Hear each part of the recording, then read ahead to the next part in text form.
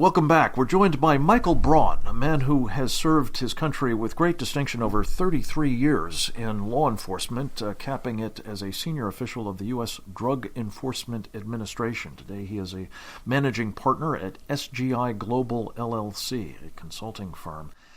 He has great experience of great relevance to one of the issues on our minds at the moment. Michael, welcome. It's good to have you with us as always.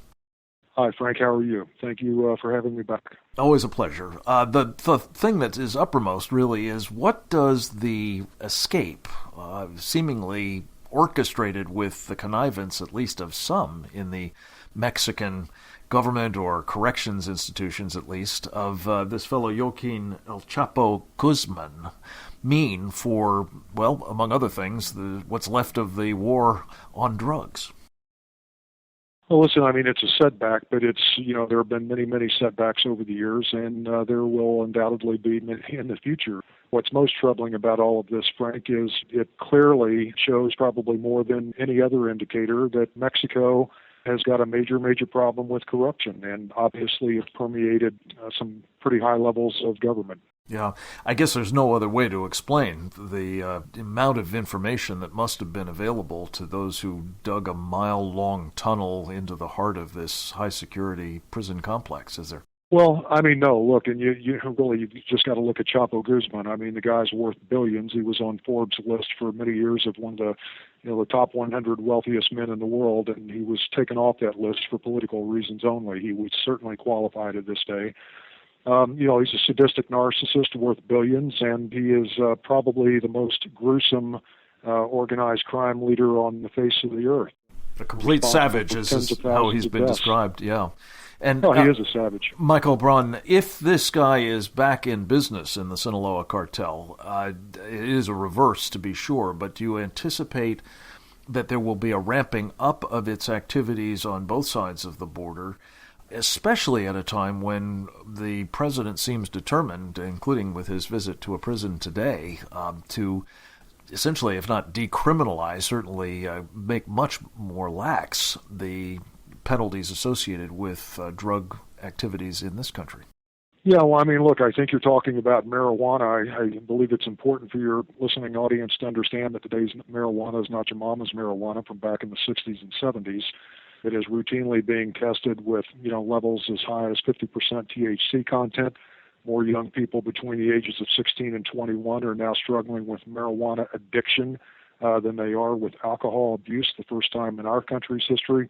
And this is a slippery slope that we don't need to go down. We don't need to toy with a failed social experiment or a social experiment that's doomed to fail, no doubt about it. Well, we have both sides of this coin, I guess. We've got the president working on, and a lot of others, by the way, as you know, this sort of decriminalization program is prison reform. The other piece of it is this legalization of the use of marijuana in a number of states. And I couldn't agree with you more, Michael, and I don't know a fraction of what you do from your background in the Drug Enforcement Agency, but it does seem as though this is the ultimate slippery slope, and one that will wind up with a lot of folks not only addicted to dope, but probably a lot worse. Well, Frank, I mean, we could talk about this all day long, but suffice it to say that there are hundreds of myths tied to marijuana and those who are promoting its legalization. The facts are, and these are coming from studies out of the Department of Justice, for goodness sakes, that less than 1% of our prison population is locked up for simple possession of marijuana. That's simply not the case. But the George Soroses of the world that are promoting and hedging, if you will, on the legalization of marijuana, that's the kinds of things that they're able to successfully promote to the public, and they're absolutely false. And Michael, one of the things that you've sort of touched on there, but I wonder whether this is not really sort of larger agenda that's being served. It's not trying to simply mitigate penalties on people who've done very minor offenses, but to kind of undermine the fabric of the U.S. criminal justice system by beginning to not only selectively enforce it, but also to challenge its very authority. Is that, in your estimation, what the Soroses of the world and their political counterparts inside the Obama administration are up to? Frank, I don't know, but here's what I can tell you. The only thing that separates us and Mexico and many other countries around the world, and let me preface this by saying I love Mexico. I love the culture. I love the country. I've done a lot of work down there, and I've vacationed there routinely.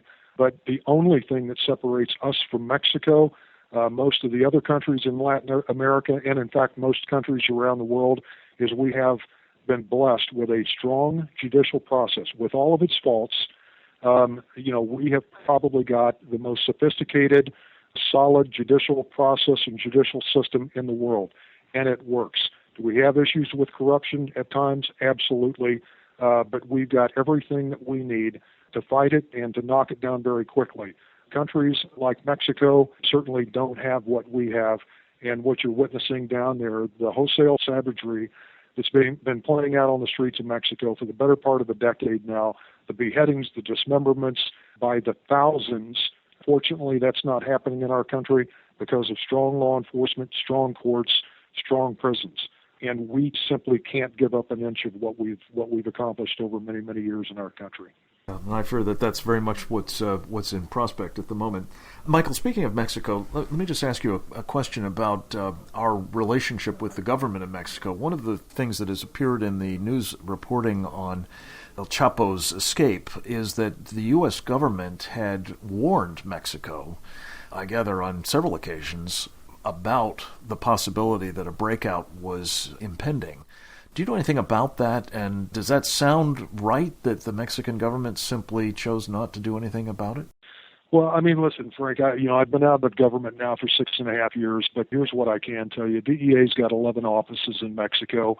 They've got the largest U.S. law enforcement presence abroad, 91 offices, and I can tell you that those agents and intelligence analysts that are downrange are working hard to, just like they did during Chapo's capture back in February of 2014, they're working shoulder to shoulder with their Mexican counterparts, those that they know and trust and have got proven track records. They're sharing very sensitive information with them and intelligence that hopefully will result in this guy being recaptured and hopefully extradited back to the United States. With respect to intelligence that may have indicated or clearly indicated that there was some kind of a plot in place to escape, I can promise you that if DEA had it, they shared it. And I'm sure that other agencies that are concerned with him and his very powerful cartel, the FBI, ICE, HSI, ATF, others, they do the same thing. Well, and if the Mexican government didn't act on it, it's all the more reason why it was a mistake not to have extradited this guy when we first got our hands on him. Michael, just in closing very quickly, I had Dan Gordon, an author, on the show the other day. He was talking about drug trafficking tunnels under the border. The other thing that's supposed to separate us from Mexico, of course, might be used by terrorists. Is that something that keeps you up at night? Honestly, yeah, Frank, it does. But there's even more than that keeps me up at night. Hezbollah, as one example, has a very strong relationship with the Revolutionary Armed Forces of Colombia, the FARC. Both of those groups are designated terrorist organizations by our country. The FARC is now producing not only semi-submersible submarines, but submarines that are now capable of fully submersing to as much as 100 feet. They carry up to 8,000 pounds of contraband on them, and they can make their way, if they chose to, all the way into San Diego Harbor. Those kinds of things scare me. Do I feel like there's an attack impending today or next week or whatever? No. But if things were to break bad with Iran at some point in the future, that's when we really, really need to be concerned. We need to be addressing these issues now, not then. I couldn't agree more. One of the things of concern, as we were talking about with Fred Fleitz earlier in the program, Michael, is Hezbollah may be coming off the terrorism list as part of this deal with Iran. We'll see. Keep posted and stay well, my friend. Thank you very much for taking the time to join us. It's always good to talk with you. Let's do it again soon. I hope the rest of you will join us again tomorrow. Same time, same station. Until then, this is Frank Gaffney. Thanks for listening.